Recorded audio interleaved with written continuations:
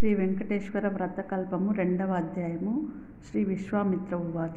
ఈ అధ్యాయమును మనకు మహాతపస్సంపన్నులైన సాక్షాత్ శ్రీ విశ్వామిత్రుల వారు అనుగ్రహించారు. ఓ కలియుగ వాసులారా, శ్రీనివాసుని ప్రియ భక్తులారా, మీరు ఆచరిస్తున్న ఈ శ్రీ వెంకటేశ్వర వ్రతకల్పము అతి పవిత్రమైనది, మహామహిమాన్వితమైనది. కలియుగంలో ఆ శ్రీమన్నారాయణుని కరుణా కటాక్షములు పొందడానికి మిక్కిలి సులభ మార్గము. పూర్వకాలంన అనేక మంది శ్రీవారి భక్తులు ఈ వ్రతమాచరించి తమ తమ అభీష్ట సిద్ధి పొంది ఉన్నారు. ఇంత సులభతరమైన వ్రతకల్పము మనకు అనుగ్రహించిన ఆ శ్రీ వెంకటేశ్వర స్వామి వారికి ముందుగా మనమందరము నమస్కరించవలెను. పూర్వకాలంన మగధ సామ్రాజ్యంలో విష్ణుచిత్తుడనే శ్రీవారి ప్రియభక్తుడు ఉండేవాడు. అతనికి 9 మంది స్త్రీ సంతానం కలిగిరి. ఎంతో పాండిత్యం కలిగినను మిక్కిలి పేదరికంతో బాధపడుచుండెడివాడు. విష్ణుచిత్తుడిని భార్య తారామతి ఎల్లప్పుడూ శ్రీమన్నారాయణునే ప్రార్థిస్తూ ఉండేది. అప్పుడప్పుడు వివాహాది శుభకార్యాల పౌరోహిత్య కార్యక్రమంలో దక్షిణగా వచ్చడి కొద్ది సొమ్ముతో ఎంతో కష్టాలు పడుతూ కాపురం కొనసాగిస్తున్నారు ఆ దంపతులు. కుమార్తెలకు యుక్త వయసు సమీపించినది. తారామతికి ఎప్పుడూ వీరి వివాహం ఎట్లు జరిపించవలెనా అని చింతయుండెడిది. ఆ శ్రీనివాసునే ప్రార్థిస్తూ కాలం గడుపుతుండెడిది. ఓ శ్రీనివాస భక్తులారా, ఆశ్రిత జనరక్షకుడైన శ్రీ వెంకటేశ్వర స్వామి వారికి తన భక్తులన్న అపార ప్రేమయని మనందరికీ తెలిసినదే కదా. ఆనాడు మాఘ పౌర్ణమి. ఉదయాన్నే ఒక వృద్ధ బ్రాహ్మణుడు విష్ణుచిత్తుని ఇంటి తలుపు తట్టాడు. అయ్యా, నేను వంగదేశపు వాసిని. ఒక యజ్ఞ నిమిత్తం వెళుతూ దారి మధ్యలో ఈ దేశం వచ్చాను. దయచేసి ఈ ఒక్కరోజు మీ ఇంట్లో ఉండనిచ్చినచో రేపు ఉదయమే వెళ్ళిపోగలను అని విష్ణుచిత్తుని అర్థించాడు. అందులకు విష్ణుచిత్తులు, స్వామి, అంతకు మించిన అదృష్టం మాకేమున్నది?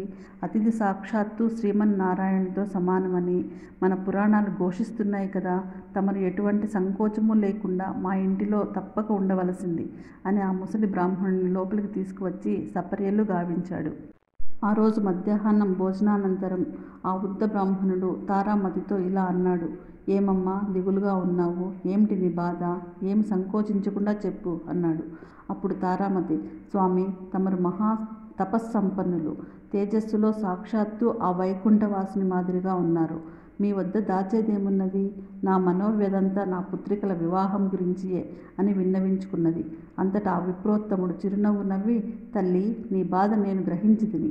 నీ కష్టములన్నీ తొలగిపోయి కుమార్తెలకు శుభప్రదముగా వివాహం కాగలుగుటకు ఒక అద్భుతమైన వ్రతము మీకు చెప్పెదను. ఆ వ్రతము ఆచరించిన మీ కష్టములన్నీ పటాపంచలు కాగలవు. శ్రీ వెంకటేశ్వర వ్రతమును ఈ వ్రతం మిక్కిలి సులభతరము అని చెప్పి ఆ వ్రత విధానము అంతయు ఆ దంపతులకు వివరించాడు. అంతటా విష్ణుచిత్తుడు, స్వామి, మహా సంతోషం. ఇంతకు మించి మహాభాగ్యం ఏముంటుంది? ఎన్నో రోజులు ఎందుకు, శుభశ్య శీఘ్రం అన్నారు కదా మన పెద్దలు. ఈరోజు మాఘ పౌర్ణమి, ఎంతో శుభదినము. ఈరోజే తమరు సెలవిచ్చిన శ్రీ వెంకటేశ్వర వ్రతమును ఆచరించదము అని విష్ణుచిత్తులు తారామతి దంపతులిద్దరూ తమ కుమార్తెలతో కలిసి ఆ రోజు సాయంత్రకాలమునే బంధుమిత్రులను పిలుచుకొని శ్రీ వెంకటేశ్వర వ్రతమును అత్యంత భక్తి శ్రద్ధలతో ఆచరించారు. వచ్చిన భక్తులందరూ వ్రతము పూర్తి అయిన పిమ్మట తీర్థప్రసాదములు స్వీకరించి తమ తమ గృహములకు వెళ్ళిరి. అప్పుడు విష్ణుచిత్తుల వారు భార్యా సమేతముగా ఆ బ్రాహ్మణోత్తమునికి పాదాలు నమస్కరించి తమ దంపతులను ఆశీర్వదించవలసిందిగా వేడుకొన్నారు. అప్పుడు ఆ బ్రాహ్మణోత్తముడు వ్రత తీర్థ ప్రసాదమును తనను స్వీకరించి మనోభీష్ట సిద్ధిరస్తు, శ్రీలక్ష్మీ శ్రీనివాస కటాక్ష సిద్ధిరస్తు అని ఆశీర్వదించాడు. ఇంతలో చీకటి పడి నిద్రా సమయమైంది. అంతటా విష్ణుచిత్తుడు ఆ బ్రాహ్మణుడికి ఒక చిరిగిన దుప్పటిని ఇచ్చి కన్నీళ్లు పర్యంతంగా, స్వామి, కడు పేదవాడనైన నా వద్ద ఇంతకు మించి మంచి దుప్పటి లేదు. ఈ రాత్రికి నన్ను క్షమించి దీనియందే విశ్రమించవలసిందే అని వేడుకొన్నాడు. అందుకు ఆ బ్రాహ్మణుడు చిరునవ్వు నవ్వి, ఏమీ చింతించవలదని చెప్పి తను బయట వసారాలో పడుకుంటానని చెప్పాడు. కొద్దిసేపటికే అందరూ నిద్రకు ఉపక్రమించారు. రాత్రి 4వ జామున ఉరుములు మెరుపులతో పెద్ద వర్షం మొదలైంది. అంతా కటిక చీకటి. గాఢాంధకారంలో కంటికి ఏమీ కానరావట్లేదు. విష్ణుచిత్తునికి బయట పడుకున్న ఆ ముసలి బ్రాహ్మణుడు ఎలా ఉన్నాడో అని బెంగగా ఉంది. కానీ ఈ గాఢాంధకారంలో ఏమీ కనిపించక ఎప్పుడెప్పుడు తెల్లవారుతుందా అని ఆ రాత్రి గడిపారు ఆ కుటుంబమంతా. ఇంతలో తెల్లవారింది. వాన తేలిక పడింది. బయట బ్రాహ్మణుడు ఏమయ్యాడో, ఎంత బాధపడుతున్నాడో అనుకుంటూ బయటకు వచ్చిన ఆ దంపతులకు అద్భుత దృశ్యం కనిపించింది. అక్కడ విప్రోత్తముడు లేడు. చిరిగిన దుప్పటి స్థానంలో పట్టు పీతాంబరం ఉంది. ఆ పీతాంబరంపై శ్రీ వెంకటేశ్వర స్వామివారి విగ్రహం చిరునవ్వుతో కనిపించింది. జరిగినదంతా ఆ దంపతులకు అర్థమైంది. వారి ఆనందానికి అవధులు లేవు. వచ్చింది సాక్షాత్తు శ్రీమన్నారాయణుడే. ఆహా, ఏమి మన భాగ్యమో! కానీ ఆ స్వామివారిని గ్రహించలేకపోతిమే.